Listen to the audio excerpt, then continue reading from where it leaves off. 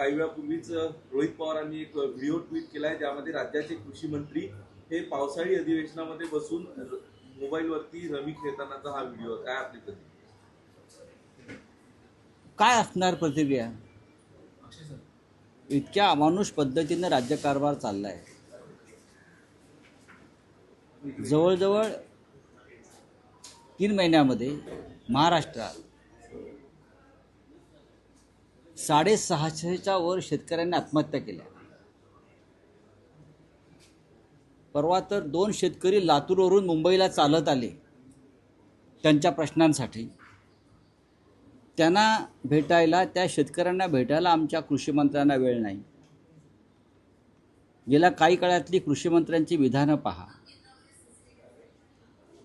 अशा कृषी मंत्र्यांना किंवा अशा आमदारांना कृषी मंत्रीपद देऊन सरकारने काय महाराष्ट्राला कोणतं असं योगदान दिलं आहे शेतकऱ्यांच्या बाबतीमध्ये?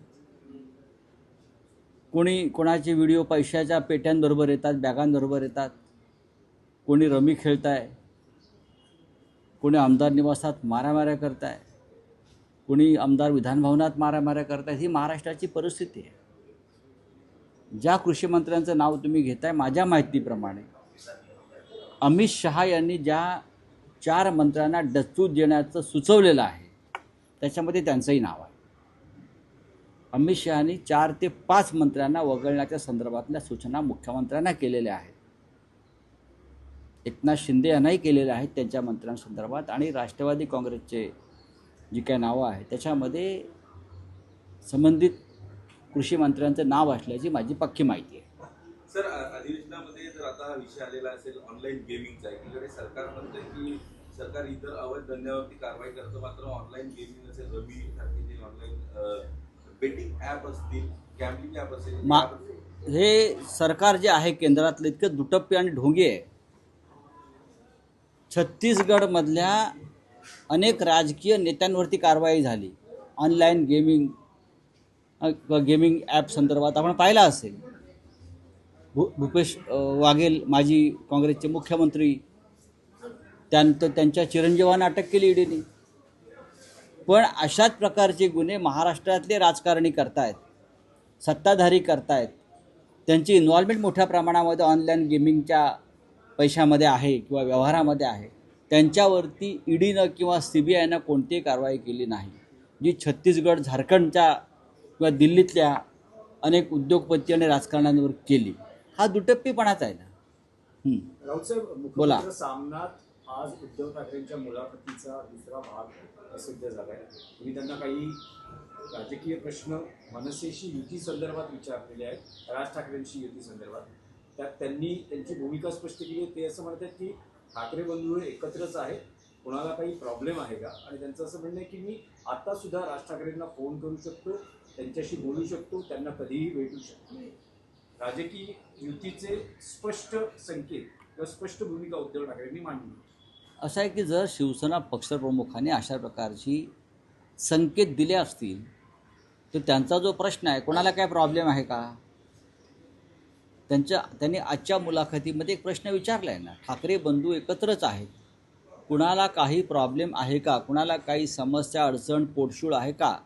माझाही तोच प्रश्न आहे. जर श्री राज ठाकरे यांनी मीरा भाईंदरच्या सभेमध्ये एक सकारात्मक वक्तव्य केलं आहे किंवा माननीय उद्धव ठाकरेंनी आज मुलाखतीमध्ये एक वक्तव्य केलं आहे, त्याच्यामुळे ह्याच्यावरती फार तुम्ही चर्चा न करता भविष्यात ज्या काही घडामोडी घडणार आहेत त्याकडे तुम्ही लक्ष ठेवलं पाहिजे, इतकंच मी सांगेन.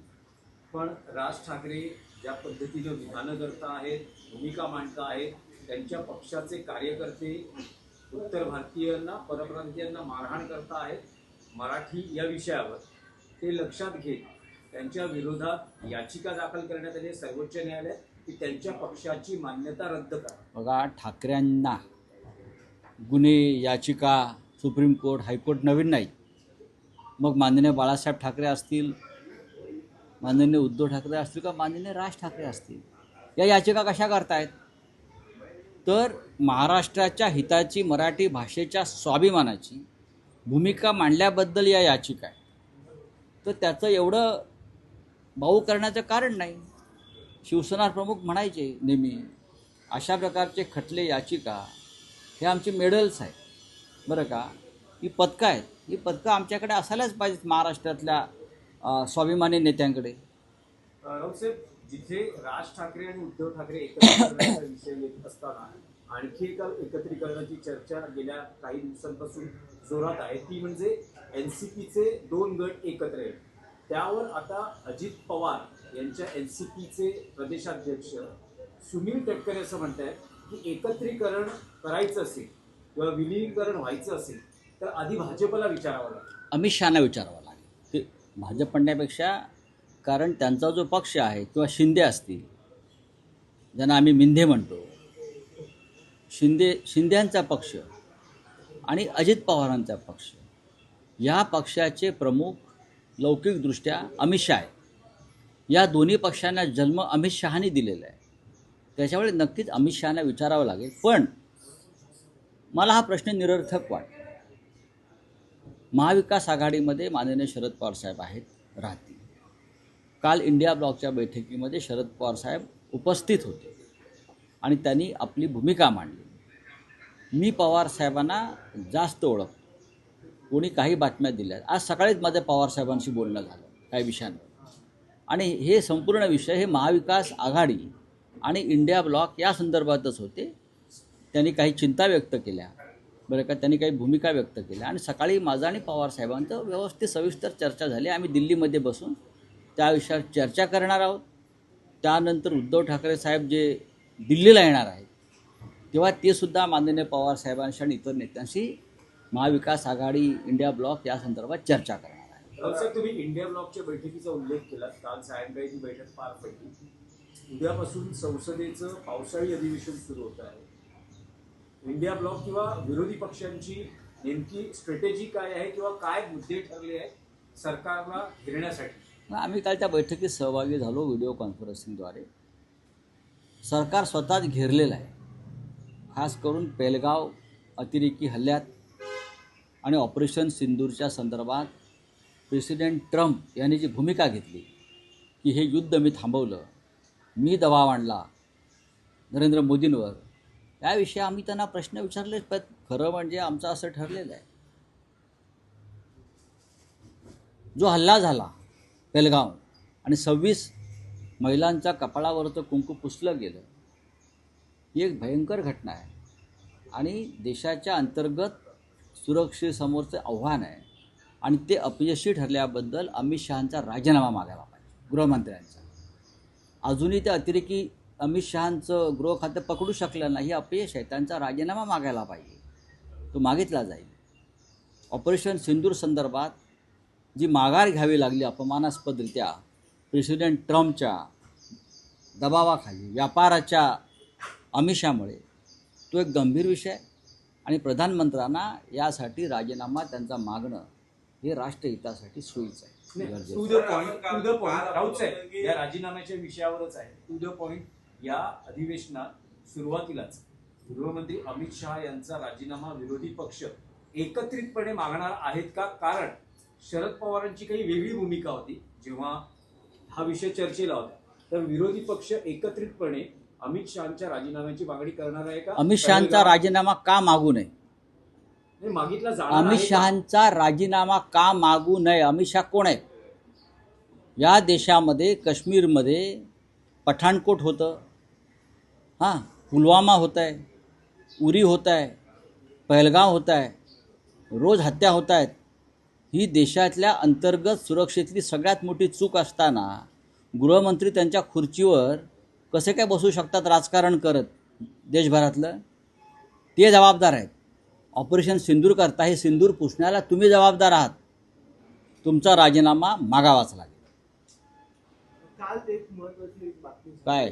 पण नंतर खुलासा झाला की दोन्ही नेते नेमकं काय झालं होतं? आदित्य ठाकरे आणि देवेंद्र फडणवीस एका पंचतारांकित हॉटेलमध्ये, सॉफिटेलमध्ये एकत्र होते. थोडासा संशय झाला, थोडासा नेमकं काय झालं? नेमकं काय घडलंय? कारण भाजपकडून असा खुलासा केलाय की कोणतीही भेट झालेली नाही. दोघेही वेगवेगळ्या ठिकाणी वेगवेगळ्या त्यांच्या कार्यक्रमांमध्ये होते. माझ्या माहितीनुसार आणि मी जी काही चर्चा केली त्यानुसार 2 नेते हे एका हॉटेलमध्ये होते. जसं दोन नेते विधानसभेत एकत्र असतात, एखाद्या राजकीय मंचावरती एकत्र असतात. माननीय उद्धव ठाकरेसुद्धा फडणवीस साहेबांना भेटलेले आहेत. त्याच्यामुळे लोकांच्या मनामध्ये प्रश्न निर्माण होतात. ते भेटले की नाही हे दोन नेतेच सांगू शकतील.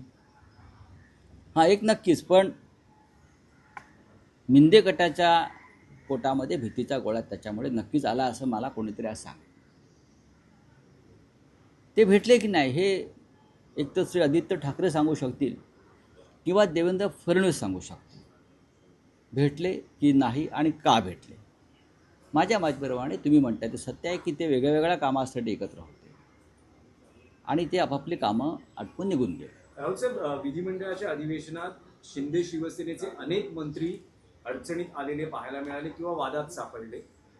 अधिवेशन संपताना गृहराज्यमंत्री योगेश कदम हे एका बार प्रकरणात वादात सापडलेले दिसत आहेत आणि त्यांच्या राजीनाम्याची मागणी उद्धव ठाकरे शिवसेनेतर्फे केली गेली आहे आणि यावर आता अनेक खुलासे केले जात आहेत. शिंदे गटाचे मंत्री कोणत्या प्रकरणात अडचणीत आले आहेत याची यादी काढा. एक मंत्री टॉवेलवर आमदार निवासमध्ये मारामाऱ्या करतो, टॉवेलवर उघडा बंब, शिवराळ भाषा वापरत. दुसरा मंत्री त्याच्या घरामध्ये सिगरेटचे झुरके मारत, बनियनवर, एक टॉवेलवर एक बनियनवर पैशाच्या भरलेल्या बागा दाखवतोय देशाला, महाराष्ट्राला, की आम्ही किती श्रीमंत आहोत, आम्ही कशी लुटमार केली आहे. एक मंत्र्याच्या ज्याच्याकडे गृह खात्याचा राज्यमंत्रीपदाचा कार्यभार आहे त्याच्या मालकीच्या बारमध्ये मुली नाचतात, डान्स बार आहे, पैसे उधळले जातात आणि हे मंत्री दुसऱ्यांच्या बारवर धाडी घालतात. हे मंत्री पनवेल वाशी भागात जाऊन दुसऱ्यांच्या बारवर धाडी घालून दहशत निर्माण करतात. ती का निर्माण करतात तुम्हाला माहिती आहे.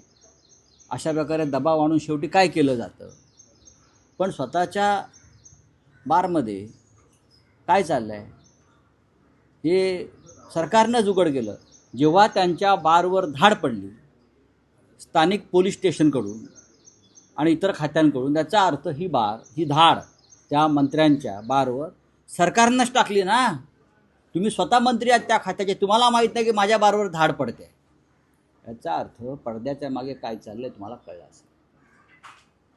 कोणतरी एक अदृश्य शक्ती शिंद्यांच्या मंत्र्यांचे हे सगळे खेळ खंडोबे बाहेर काढण्यासाठी किती काम करत आहे मेहनतीनं हे महाराष्ट्राला कळलेलं आहे. रामदास कदम यांनी काल एक्सेप्ट पण केलं की तो बार माझ्या पत्नीच्या नावावर आहे, पण तो शेट्टी नावाचा व्यक्ती तो कोणी असेल हो, आणि तो डान्स बार नाही असंही त्यांनी म्हटलं. पोलिसांचा रेकॉर्ड पहा तुम्ही. समतानगर पोलीस स्टेशन FIR मध्ये काय आहे.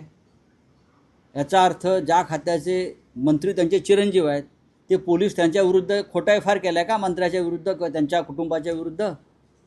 राजीनामा द्या तुम्ही राजीनामा दिला पाहिजे. मी गृहमंत्री देवेंद्र फडणवीस यांचे अभिनंदन करतो की ते कोणाचाही मुलाहिजा न ठेवता गृह खात्याचा अशा पद्धतीनं काहीतरी काम करतायत. बाकी राजकीय सोडून द्या. देवेंद्र फडणवीसांना उद्धव ठाकरेंनी सल्ला दिला होता की असं म्हणतात की शिवसेना कोणीतरी फोडली याची खंत आहे, सगळे एकत्र असायला पाहिजे असं अजूनही वाटतं. ठीक आहे. देवेंद्र फडणवीसांना उद्धव ठाकरेंनी सल्ला दिलेला आहे की एकनाथ शिंदे यांच्या काही नेते त्यांची प्रतिमा जी आहे ती मलिन करत आहे. नाही मला माहिती. सर, हिंदी में जानना चाहेंगे रोहित पवार जी ने एक वीडियो ट्वीट किया है, तो फिर से ऐसा एक नया वीडियो सामने आया है, किस प्रकार से देखिए? देखिए वो महाराष्ट्र के कृषि मंत्री है. जिस महाराष्ट्र में लगभग 700 किसानों ने आत्महत्या 3 महीने में की है, उस राज्य के मंत्री क्या रमी खेल रहे हैं, गैम्बलिंग और आराम से खेल रहे हैं. ये हमारी हालत है महाराष्ट्र के कैबिनेट की. ऐसे मंत्री को कैबिनेट में रहने का अधिकार नहीं है और फडणवीस जी को उनको कैबिनेट में रखने की नैतिक अधिकार भी नहीं. इतना मैं कहूँगा. पूरे इंडिया गठबंधन की एक आप बैठक हुई. इस बैठक में आप पार्टी नहीं थी. उन्होंने केसीआर के लिए कहा है कि पहले जो है वो जेडीयू अलग हुई, अब जल्द ही शिवसेना यूपीटी ग्रुप भी इससे अलग होगा, ऐसी केसी त्यागी ने कहा है। कल की बैठक में क्या हो गया? किसी त्यागी जी ने अपने पार्टी के बारे में कहना बोलना चाहिए। हम गठबंधन में है, कल उद्धव ठाकरे साहब गठबंधन में थे, मीटिंग में थे, अपनी बात रखी, हम सब लोग उनके साथ बैठे थे और जो फैसला पार्लियामेंट के दोनों सदनों में इंडिया ब्लॉक करेगा उस फैसले के साथ शिवसेना रहेगी।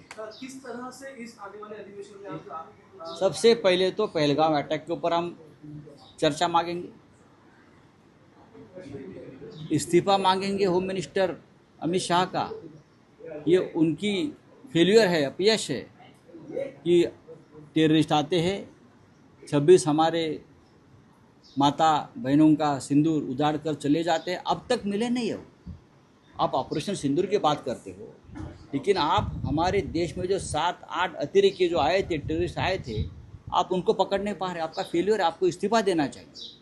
इस्तीफा मांगने की ज़रूरत नहीं, आपको इस्तीफा देना चाहिए। प्रधानमंत्री मोदी जी ऑपरेशन सिंदूर की बड़ी बड़ी बात कर रहे थे, प्रेसिडेंट ट्रंप के दबाव में आकर आपने ऑपरेशन सिंदूर रुकवा दिया है। पापा ने दूसरी बार वॉर रुकवा दिया, यूक्रेन की वॉर पापा ने रुकवा दी, अब आपने घर की वॉर रुकवा दी। उसके लिए भी उनका इस्तीफा मांगना पड़ेगा। चलिए, थैंक यू। सवाल सर, वो कल आदित्य ठाकरे जी और देवेंद्र फडणवीस एक ही होटल में दिखाए गए। अरे भाई, एक कमरे में हो गए ना, एक होटल में एक कमरे में हो गए, क्या आपको क्या है? एक मुख्यमंत्री है, विपक्ष का नेता है, बातचीत होती रहती है, लेकिन ऐसी बात नहीं हुई है।